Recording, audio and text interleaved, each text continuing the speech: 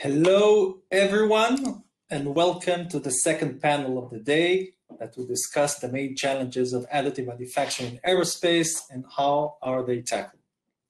My name is Gil Lavi, and I'm the founder and CEO of 3D Alliances, and I'm excited to host this panel from the simple reason that I have no doubt that in 45 minutes I will know much more about additive in aerospace than I know now. And I'm happy to host three distinguished members from the industry: Raphael Salapete, Additive Manufacturing and R&D Project Manager at ArianeGroup; Michael York, Director of Additive Manufacturing at Eaton Aerospace; and Julie Miller, Engineer at NASA Jet Propulsion Laboratory. Hello, everyone. Hello. Hello. Hello. How are you? Hello. Thank you for joining. And maybe we'll start with a short round of introduction, short background about yourself and how are you involved in additive manufacturing. Mike, sure. You will start. Yeah. Sure. So my name again is Mike York. I'm the Director of Additive Manufacturing for Eaton Aerospace business. I've been with Eaton about 4.5 years.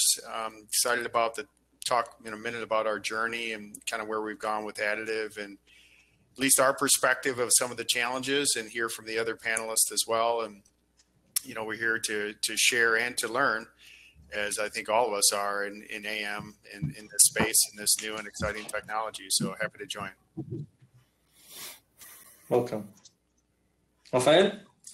Yes, thank you, Gil. So my name is Raphael Salapete. I'm working at ArianeGroup in France. It's about 10 to 11 years that I'm working in ALM, and I'm a project leader for R&T in ALM in ArianeGroup. And also I have the responsibility of a team which is spread between Germany and France, talking and dealing with material and processes linked to additive manufacturing. And finally, Julie. All right. Hello, everyone. My name is Julie Miller, and as Bill said, I work at NASA Jet Propulsion Laboratory out here in Pasadena, California. And I currently am working in our Additive Manufacturing Center, which is our on-site printing lab, working with metal additive manufacturing. And we are currently working on flight qualification of titanium systems as well as aluminum systems. So hopefully we can get more parts into space and on to Mars. Cool. Good. Like in any interesting topic, I would like to discuss with you the past, the present, and the future. And the past, or let's say more correctly to say the starting point. Maybe you can tell us, how did you start with additive manufacturing? For some of you, it was 3 years ago, 5 years ago, or even 10 years ago and more. What were the main hurdles of having additive manufacturing inside your organization? Convincing the management to allocate the right budgets, educating the right people or the right team inside the organization. I'm sure each and every one of you had their own challenges, but maybe the starting point for each one, and what was the evolution in adopting AM inside your organization until the present day. So maybe Mike will do the same round. Sure. Although it's a freestyle, guy, ladies and gentlemen, feel free, but maybe Mike, you will start. Well, yeah, let me ask you this, Gil, to help facilitate. I mean, that's a lot to cover, and I think it's the appropriate topic. Is this a good time to kind of jump through a few slides illustrating that, or did you just want to have some free discussion first and then go to that? Let's have a free discussion, and the main concept of when did you start and what were the main steps for you to reach the point that you can use today AM in the way that you did. Sure. So I've had the opportunity to lead AM in a couple of organizations now, so I've been involved with it for quite a period of time. But when you think about additive, there's a lot of challenges obviously in front of us. One of them is it's a new technology. When we talk about new technology in aerospace, aerospace by nature is risk averse in a lot of ways for a lot of good reasons. So trying to get a risk averse culture to accept the new technology and to do that in a timely manner, which, you know, nothing fast happens in aerospace typically, is quite a challenge. And so getting stakeholders to commit significant amounts of investment that often won't see a return for a number of years, you know, how do you tackle that? How do you keep people engaged? How do you manage expectations as you work through some of the foundational things that you need to do to validate that additive has a place in this industry? I think, you know, those are some of the challenges right up front, and in trying to sell that vision so people understand the speed, cost, systems, performance, and now even sustainability and regulatory advantages that come with additive is a key to establishing the vision of what additive can do to help you get through those initial hurdles and then allow you to get the investment you need, the support you need to work through the years that you have to work through in order to really see product on aircraft or spacecraft. Cool. Before we move to Raphael, just a reminder, you have the Q&A where you can ask questions. I'm sure you will have it along the way, but now is the right time to think about maybe questions and submit them. Raphael, how was your experience? Yes, so we started additive manufacturing more than 10 years ago now, and we started by the process that was most developed at that time for metals, because it's mainly for us metals. We are making in ArianeGroup rockets, and especially it has been developed for the rocket engines, where there were more applications because of the complexity, and I will show some example after of the part. But at that time, I think that one of the first thing I talk about complexity, but it's really to choose the good part. And when you have more integration of functions into the part, it's where you have more value of using additive. So one of the first challenges is not to make a tube in additive, but it's to make more complexity in the part, to have more cost gain at the end of the day. So this is for me one of the first challenges to choose the good part. As Mike said, there are a lot of things linked to the convincing the management also to invest in this new technology and to go for flying parts, not only R&D and prototypes. And it's by making also another step is to make some tests. Quickly go to test, because with the demonstration you can convince the management that the investment is well done. And yes, you can take some risk at some point, but it's really worth to do it, because afterward you can still continue with the development and the qualification, and it helps to go quicker on these challenges. And for sure, I think that not the training, but the competencies we have in ALM are growing today. There are now trainings all over the world, but 10 years ago it was a pain, I would say, not to have skill and train people. So this is also a challenge that is maybe a little bit less today, but still it's important. So I would say, beside these three things, there are many technical difficulties and challenge. We will come back maybe in how we solve them in different parts. But I would say these three ones for me are important. So some of the employees that you're working with today, you started 10 years ago, they were 15, right? Now they're 25 or 27. They have to, they don't have enough experience, while others have more. But yeah, it's educating internally the people that supposed to work and supposed to think 3D, right? It's not only about being technical, it's also think the way you need in order to leverage. Exactly. Cool. Julie, I'm sure you have an interesting your side. So I completely agree with everything that Mike and Raphael have said. Those are very good, very hard challenges to overcome, and I think as an industry we're making progress. But I would just add that a big part of it is knowing your audience and knowing what they care about and speaking that language. because they definitely, at least at NASA, every part is owned by an individual, and they really don't want that part to be the one that fails. So it's a culture of being extremely risk averse, and it's a very good culture to have for what we do and in aerospace in general. And so you have to speak to that of, they know that they're going to be that risk averse, know that you have to buy down that risk as much as possible with testing, like Raphael said, getting quick, parts through that you can test, as well as really speaking the language of, I can get you better lead time. So if your flight window's closing in, that's where we can add the value. Or we can add the value of better topology optimized parts that can get your weight down to half, even like a quarter of what you're currently working with, because especially in aerospace, weight is king, even more so than cost sometimes. And just kind of really speaking that language of the part owner and trying to get them on your side of, why is it okay to take this slightly riskier decision, because it buys you so much. And again, like they said, you got to pick your correct parts. Making something that's easy to machine is just not going to be cost competitive for additive. It's just not. And we shouldn't be trying for that. We should be trying for the parts that are going to have a huge value add to enable something that you couldn't do otherwise. And that's where we've really seen the wins.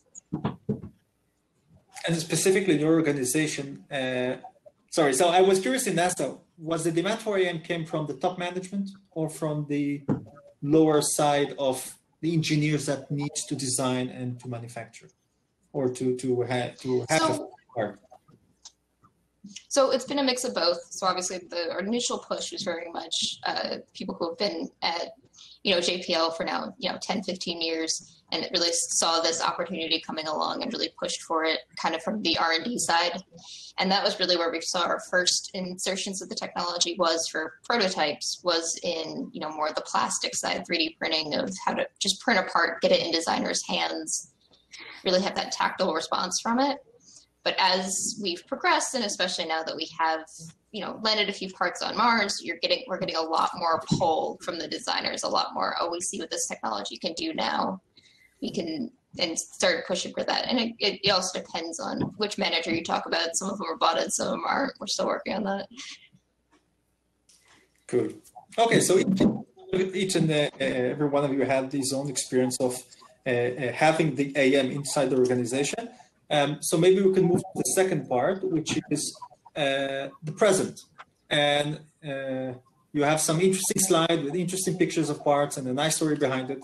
So maybe we can dive into seeing what you can share, of course, and you're doing today with AM. So Mike, now is the time to upload some interesting slides. Okay. Well, let me do this.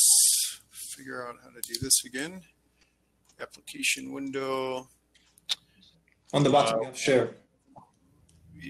So you can see? Can you guys see my my slide? We can see. Yes. Okay.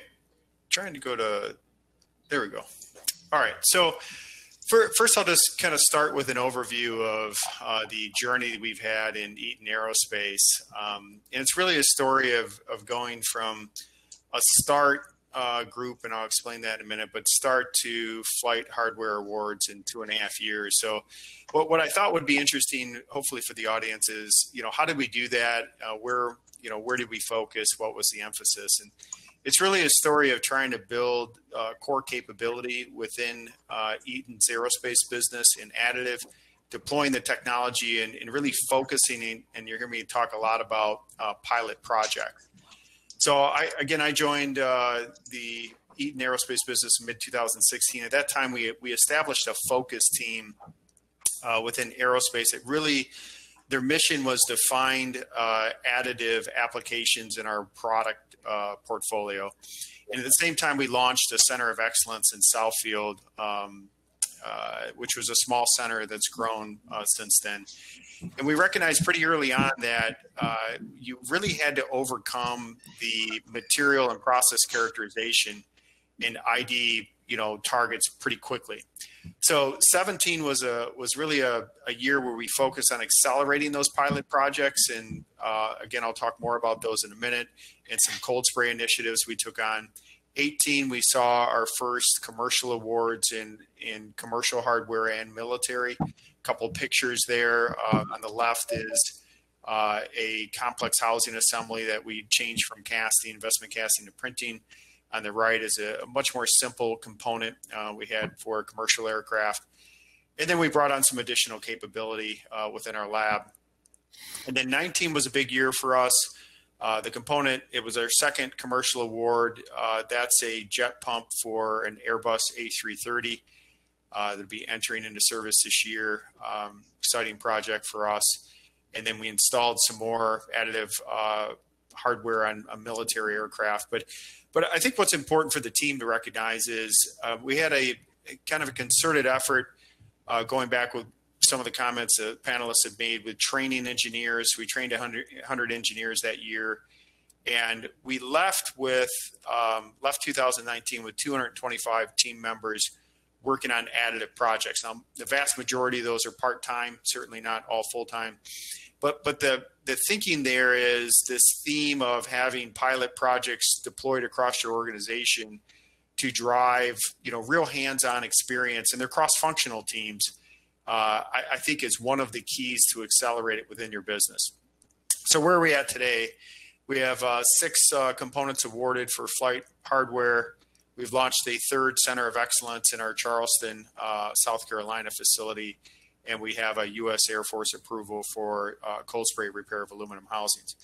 So I want to talk just real quick about what are the critical elements, at least from our viewpoint of successful deployment. And I think basically there's 4. I think the panelists have already, hit on each of these. One is setting the vision, building organizational capability, tackling our culture or the cultural aspects, the risk-averse aspects, and of course, overcoming the technology hurdles.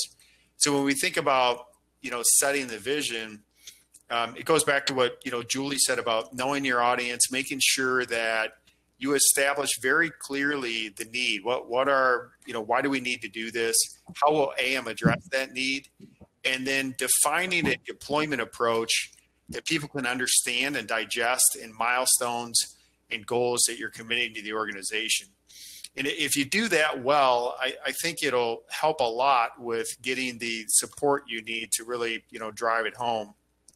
And then you look at building your organizational capability. It's getting the right talent, of course, people with AM experience to rapidly build your team. But I think having the product experience, the customer intimacy, understanding your particular business, I don't think you can just bring in AM people and expect to turn the world over. There really have to be people that are connected to your business and understand what you're trying to achieve. And then we took an aggressive educational approach. Executive education, engineering education, and commercial team education is really where we focused. And I think that's paid a lot of dividends. And then, of course, as I mentioned, the pilot projects that have that cross-functional team of all 3 of those levels really participating in these projects and beginning to understand the vision and the capability that Additive has. And that leads to tackling some of the cultural aspects. Julie had mentioned identifying kind of your executive champions, speaking their language. I think you got to have that level of support. But then you need the technical level. You need some engineering managers, some chief engineers. You're not going to get everybody, but you need some champions to help pull you along. And then the commercial team, we found that it's important to get commercial champions as well internally who help you identify customers externally that might be willing to step off the curb, take the risk, collaborate with you to develop some of these AM early pilot projects. And then we deployed these in key sites. So, every organization has sites that really carry the day and set the tone for the organization. So identifying those, making sure that you have additive projects in those sites, I think is another important aspect. And then getting to flight experience. So you get to flight hardware, it takes a certain level of credibility. I think it goes back to what Raphael was talking about with tests. When you get tests under your belt, you get that kind of experience. people start to believe, they see the vision, they see it actually performing, and that helps to establish and tackle the cultural hurdles that you run into. And then lastly is just thinking about how to overcome the technology hurdles. One of the best ways we found is just to pursue these pilot projects. And some of the thinking behind that is, I think all of us in additive know that a clean sheet design is always the best value and business case, but it's typically 5 to 10 years out in the aerospace or space industry. So what we try to do is again focus on some quick wins, early projects, and then we recognize that those aren't going to necessarily have the best business case. They won't necessarily be the highest value prop or ROI, but they're really strategic in nature to get you to this last point where you have pilot projects going in your organization. It's building core capability internally, and it's building market credibility externally. My final thought would be is, as you think about how do I identify where I should start pilot projects, looking at the future going forward, as Gil had mentioned, I think it's important that you map out what are the key material and process combinations that are most important for your business. So take a look at your business. Where could additive have the biggest impact from a portfolio perspective? And then look at what are specifically those materials and what processes would best fit with those materials. And you can see what we've kind of done here is we've mapped out what we think is most important for us. And then we went after pilot projects and commercial awards in those space to drive, again, that internal capability and core credibility. Back nice. to you. 7th slide, but I assume it's a journey of 7 years, something like this. Oh, I'm sorry, Gil, I lost you for a second here. I'm saying it's 7th slide, but I'm sure it's a journey of 7 years or something like this. I mean, it takes time to educate, to convince, to print, to test. To be honest, it's that picture and the journey I just took you through was 4.5 years. But I built on some experience I've had previously in leading, additive for another organization. But it doesn't have to take forever, but you have to be intentional about it. If you don't have a plan and you don't sell the vision and get those stakeholders up front, I think you're going to struggle. At least where we've been before. We've certainly struggled. And trying to convince stakeholders to hold on for 5 years, 10 years, it's tough. It's tough. Yeah. Experience. Good. I mean,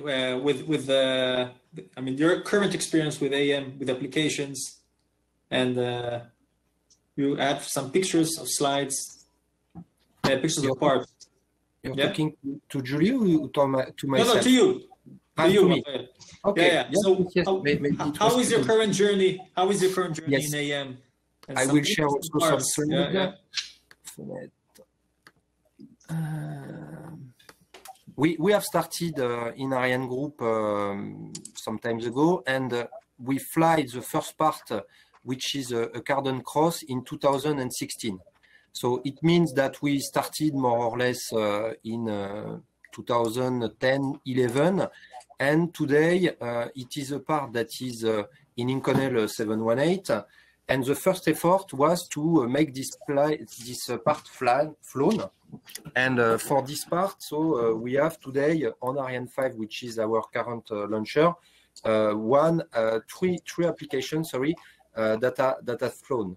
So it means that the hurdle was first to convince the management to make the part flight. So it was the first step.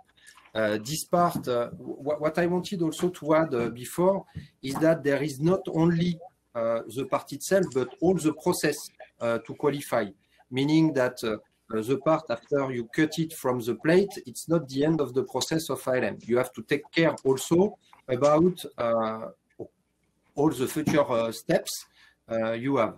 So, for example, cutting of the plate, heat treatment, sandblasting, or any post-processing. And all of this has to be qualified. So even if you succeed to convince to fly a part, you have to manage to qualify all the rest. So this is also an hurdle that was overcome, and that all we have to deal with. I agree, this part is quite simple in geometry. So Mike was saying you maybe not have to take your highest complexity part, but you can still have forerunners that will help to push the technology inside the company. So we flown this part in 2016. So it means in the space industry, because the cycle for testing the part, we had qualified it in 2014, more or less. And in 2015, we have today the launcher Ariane 6, which will be launched in 2022. And we started to develop and to go for more complex parts. We have two kinds of parts which are more complex in the engines. They are the injection heads, which are a combustion element. I always say that it's like a shower where you mix oxygen and hydrogen, but you can imagine the flow, and after you have the combustion in the combustion chamber. The idea here is that you have normally elements that are individually machined and after assembled. So 72 for an injection head. And the idea here is to replace all these elements by only one part made in additive manufacturing. And it's where you see most of the gain on the additive manufacturing. Maybe we will have a presentation. Yes, it's good. Okay. So now we can see it, sorry. Okay, no problem. So if you go down a little bit, I can show you the Cardan cross, which is the first part that has flown, which is a simple cross. And here you have more or less for space, 1 year production, more or less. What I want to say is that it's low production. And this is one also of the point, is that it's more valuable for our industry because many times it's low cadency, and compared to casting, for example, it can be cost effective. If you go down, so we can move to the injection head. Yes. So like a shower, as I was saying to you. So this part is highly critical in an engine, and it has been qualified 2 years ago already, so tested on the test bench and qualified. It's in Inconel 718. And here what you can see on the challenges also, it's the controlling, for example, of this part, because X-ray or ultrasounds cannot inspect the part which is in Inconel. So we had to find other solutions. For example, we have developed OT monitoring, which is controlled during the process, and we have qualified it for the part. So it's really new hurdles and new challenges, and we have made the associated R&D development and qualification in order to have the part qualified and flight. Raphael? Yes. Sorry, can you say that again? Did you say what have you done instead of doing traditional inspection methods? I didn't quite catch it. We do not only but OT, so controlling process, using a technology which is optical tomography for this one, and we have qualified it to see the defect because you have little lips of the injectors, and you need some good accuracy of detection. So this is the kind of things that are different from traditional manufacturing, at least. Okay, for this part, I think this is mostly what we have as a challenge. And if we go, yeah, maybe no. If we come back, sorry, maybe there is another one on technical. It's the depoddering of this kind of part, because okay, we go to more complexity, but after you have or the surface finishing of the part, or even the depoddering, because there will still be powder inside. So the way you do it, you can also have surface or treatment with a chemical dissolution that helps to get rid of the different powder in the complex parts.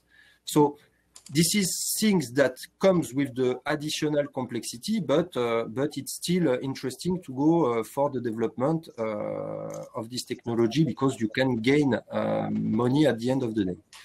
So if you go to the impeller, sorry, yes, thank you. So on Ariane 6 also the second critical part, because many people were saying, yeah, for rotoric part it's quite complex to do additive manufacturing. So here again, you have to test, and by testing and after making the development, you arrive at the point where it's possible, and we have qualified for titanium with LBM an impeller, which is on the second stage of Ariane 6, so it's qualified and it will fly next year. So here also surface finishing for this kind of part, because the roughness for functional in the aero engines, or even in the rocket engines, turbopumps, they are critical. So we have developed a know-how based on the difficulty to have the good surface finishing of this kind of parts. This part is rotating at more than 100,000 gear by minute. So it's going quite at the limit of plasticity. So we really need to care about the material also. Okay, and the next part, yes, I wanted to show. It's more, I would say, the future, because on Ariane 6 we will have more or less 12 to 15 references that will flow, that are qualified, and they will flow. But as you said, Mike, on the project that we can have, we have the pilot case. And here we have Prometheus, where it's an engine for space application that will go for the next launcher in 2030. And it's dividing the cost of the engine by a factor of 10. And we have additive manufacturing, so at 80% on this engine. So we have manufactured all the parts, and the engine will be tested by this year, by mid of the year. And here you have an example of a part, because it's a new, you go for blank page, and you can see that, for example, the support structure are directly the stiffener of the part. So you can integrate directly them into the part. So I'm just showing one part, but it was to say that we go massively to additive manufacturing. When you have convinced the management and you have the good return on investment, it's more easy to go for more deployment internally. Thank you, Raphael. Since we have 11 minutes left, I will jump to Julie. Julie, with your permission, I will connect the two questions of this and the next one. What is your current activity from what you can share in additive, and what is your vision or NASA's vision in the next 5 or 10 or 15 years to use additive for specific projects? All right, so let's see if I have better luck sharing my screen. All right, can we see the picture? So I'm going to pretty much talk through the parts that we have on Mars right now, which is extremely exciting for us. So this first part is, there's 11 parts on Mars total right now. 5 of them are in this assembly. This is Pixel, so it's working with X-ray lithography. And so essentially it's to point a different rock so that you can then get X-ray data back, and it helps our search for life as Perseverance crawls around the Jezero crater. And so I think this is an excellent example of what we've all been talking about. First, you have to go kind of for the low-hanging fruit, the easy wins, something that additive can bring a ton of benefit to right away, even if it might not be perfectly optimized. And so this looks pretty similar to how you would likely traditionally manufacture this. However, by using additive manufacturing, we are able to get this down to a fourth almost of the weight that this would be in traditional manufacturing. And we made it out of titanium. And we worked mostly with the vendor on this one, just showing how far in general additives come as an industry. And it just, yeah, I really like this part because it kind of summarizes everything we've been talking about. If you've got to get shareholders involved, this was a part that was essentially enabled by additive, because where it is on the rover, it's on the end of a robotic arm. So having it be 4 times the weight might have meant it didn't make the cut on what could go in that space on the rover. And like I've been saying, you know, weight is king. And then we can go on to the next part. So this, as most people would look at, it's a flow exchanger. So this is a heat exchanger. This is part of the MOXIE system, also on Perseverance right now. This is where the remaining parts that have been additive manufactured are located. And traditionally, when you build a flow exchanger, you generally build it in 2 to 3 parts, and then you bolt them together, and often have to weld them together. This was built out of a nickel superalloy, which is pretty interesting. It took a lot of testing, a lot of in situ monitoring, as well as after monitoring to make sure that we had the right microstructure through the whole part. But this, again, we could do a weight reduction, as well as the way we built it is extremely corrosion resistant, which is really important because this system gets up to about 1500 Fahrenheit for the chemical reactions that are taking place around it. And so we have to be really careful about everything that's going on in corrosion, especially in a somewhat unknown atmosphere. And so, again, this was a great insertion case for additive manufacturing because we were able to get, parts that might not have made the final cut for the mission if we didn't have this technology enabling them. And so those are kind of my 2 examples of where we are now. So to answer the last question, where we're kind of going next, the next step really is to start getting 3D printers into space. It's kind of the future vision. NASA's already working on it a little bit with the Made in Space program. I believe there's already polymeric resins on space station working that way, and figuring out metal in space is a little more difficult. I can't have powder flying all around. That'd be really bad. But so we're working on that, and that's kind of where I see it going, because if you don't have to get the parts to space, they don't have to survive liftoff. It's a lot easier to insert additive manufacturing, other forms of manufacturing, and fuel costs are down, all of that thing, or all of those sort of things, and it also makes your testing a lot easier. Of surviving flight in space is not as hard as surviving takeoff. And so I'll turn that over to the rest of the panelists for where they see the industry going. Cool. So guys, we have 5 minutes left, and there are some interesting questions coming up. So maybe Mike and Raphael, 1 minute on maybe the vision or the future. How do you see AM evolve inside your organizations? Yeah, well, I'll go real quick. First of all, I really appreciate both presentations. Very, very interesting to see the parts. I like what I heard both from Julie and Raphael on the in situ monitoring, or the real-time monitoring of the process, and trying to qualify that at least at some level. The example Raphael showed of the Inconel part, I think that's where we're going. If you look at the aerospace industry, it's an industry of do a step and inspect it, do a step and inspect it. The inspection costs are massively high in aerospace. So if we can get to a maturity state where we're using in-process, in situ monitoring to qualify the part and to avoid a significant amount of the inspection after print, that's going to be a massive savings in the industry. It really is. The inspection costs of a part are very significant. The other thing I like about what Raphael was showing was just the post-processing costs. So we talk a lot about printing, but the reality is that post-processing and inspection usually account for 50% of the part cost. It varies with the part. But so as we tackle these hurdles, I think we're going to see the cost equation for additive dramatically change, which will really open the floodgates for the opportunity, not only in aerospace, but other industries as well. Yeah. Okay. Okay. Yes, I will take maybe. Sorry, Raphael, I meant to interrupt. Just a reminder, guys, we're down to our last few minutes. So after you're up, if we could go to Q&A, and then this will conclude our session. I'll let you continue. Thank you so much. Yeah, thanks. I think 30 seconds. 30 seconds to say that for me, the future is linked to bigger machine, more productive machine, factory 4.0 type of more automation, and it's already a lot. Cool. So we have time for 1 or 2 questions. I will start straight with the one that interests me most.